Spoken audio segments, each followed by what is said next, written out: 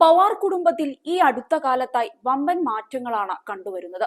രാജി, തിരഞ്ഞെടുപ്പ്, സ്ഥാനങ്ങൾ അങ്ങനെ നീണ്ടുപോകുന്നു ആ മാറ്റങ്ങൾ. ഇപ്പോഴിതാ അജിത് പവാർ ഇത്തവണത്തെ നിയമസഭാ തിരഞ്ഞെടുപ്പിൽ മത്സരിക്കില്ലെന്ന സൂചനയാണ് കേൾക്കുന്നത്. പവാർ കുടുംബത്തിന്റെ കോട്ടയായ ബാരാമതിയിൽ നിന്ന് ഇത്തവണ മകനായ ജയ് പവാറിനെ മത്സരിപ്പിക്കുമെന്നാണ് റിപ്പോർട്ട്. ലോക്സഭാ തിരഞ്ഞെടുപ്പിലെ വൻ തോൽവിയുടെ പശ്ചാത്തലത്തിൽ ഇത്തവണ പിടിച്ചു നിൽക്കേണ്ടത് അജിത് പവാറിന് ആവശ്യമാണ്.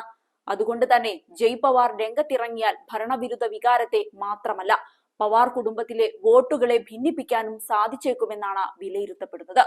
എന്നാൽ ഇക്കാര്യത്തിൽ അന്തിമ തീരുമാനം പാർട്ടി പ്രവർത്തകരുടേതും NCP പാർലമെന്ററി ബോർഡിന്റേതുമായിരിക്കും. മഹാരാഷ്ട്ര നിയമസഭാ തിരഞ്ഞെടുപ്പ് അജിത് പവാറിന്റെ NCPയെ സംബന്ധിച്ച് ഏറ്റവും നിർണായകമാണ്. എന്നാൽ ശരത് പവാർ വിഭാഗം ഇതിനോടകം കരുത്ത് തെളിയിച്ചതുമാണ്.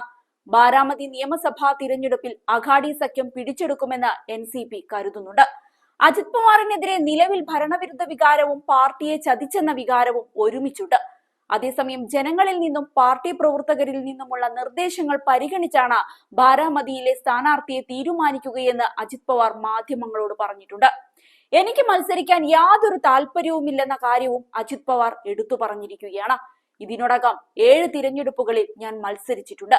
ജയ് മത്സരിക്കുമെന്ന ജനങ്ങളും പാർട്ടി പ്രവർത്തകരും തീരുമാനിച്ചാൽ തീർച്ചയായും അവൻ തന്നെ മത്സരിക്കും. NCPയുടെ പാർലമെന്ററി ബോർഡ് ഇക്കാര്യത്തിൽ തീരുമാനമെടുക്കും. ആ തീരുമാനത്തെ ഞങ്ങൾ അംഗീകരിക്കുമെന്നാണ് ആത്മവിശ്വാസത്തോടെ അജിത് പവാർ പറയുന്നത്. ഇതിനിടയിൽ ബാരാമതിയിൽ നിന്ന് തന്ത്രപരമായി അജിത് പവാർ മറ്റൊരു മണ്ഡലത്തിലേക്ക് മാറാൻ പോവുകയാണെന്ന റിപ്പോർട്ടുകളും ഉണ്ട്. അഹമ്മദ് നഗറിലെ കാർജാദ് ജാംഗഡ് മണ്ഡലത്തിൽ നിന്ന് അജിത് മത്സരിക്കുമെന്നാണ് സൂചന.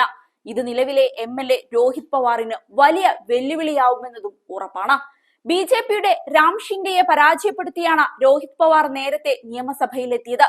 ബാരാമതിയിൽ തന്റെ ഭാര്യയെ സുപ്രിയ സുലെക്കെതിരെ ലോക്സഭാ തിരഞ്ഞെടുപ്പിൽ മത്സരിപ്പിച്ചത് വലിയ പിഴവാണെന്ന് നേരത്തെ അജിത് പവാർ സമ്മതിച്ചിരുന്നു. സത്യത്തിൽ ലോക്സഭാ തിരഞ്ഞെടുപ്പിൽ മഹാരാഷ്ട്രയിൽ ഏറ്റവും ശ്രദ്ധേയമായ പോരാട്ടം നടന്നത് ബാരാമതി മണ്ഡലത്തിലായിരുന്നു. NCP പിളർപ്പിന് പിന്നാലെ ശരത് പവാറിന്റെ മകൾ സുപ്രിയ സുലെയും അജിത് പവാറിന്റെ ഭാര്യ സുനേത്രയും തമ്മിൽ നടന്ന മത്സരം വലിയ രീതിയിൽ ശ്രദ്ധ പിടിച്ചുപറ്റിയിരുന്നു. ഈ പോരിൽ സുപ്രിയ സുലെയാണ് വിജയിച്ചത്.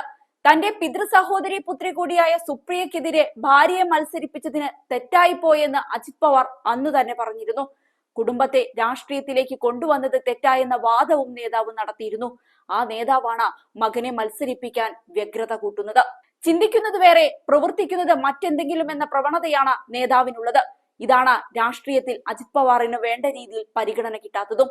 ശരത് പവാറിനോട് ചെയ്ത നെറികേടും അജിത് പവാറിന്റെ ഒരു വലിയ മണ്ടത്തരം തന്നെയാണ്. എന്നാൽ ശരത് പവാറിന് ഉറച്ച വാക്കാണുള്ളത്. ആരോടും പ്രതികാരം ചെയ്യാനൊന്നും ശരത് പവാർ നിൽക്കില്ല. അതുകൊണ്ടാണല്ലോ അജിത് പവാർ തിരിച്ചു വരാൻ തീരുമാനിച്ചാൽ അദ്ദേഹത്തെ ഉൾക്കൊള്ളണമോ എന്ന് തീരുമാനിക്കാൻ പാർട്ടിയിലെ സഹപ്രവർത്തകരുടെ അഭിപ്രായം തേടുമെന്ന് ശരത് പവാർ പറഞ്ഞത്.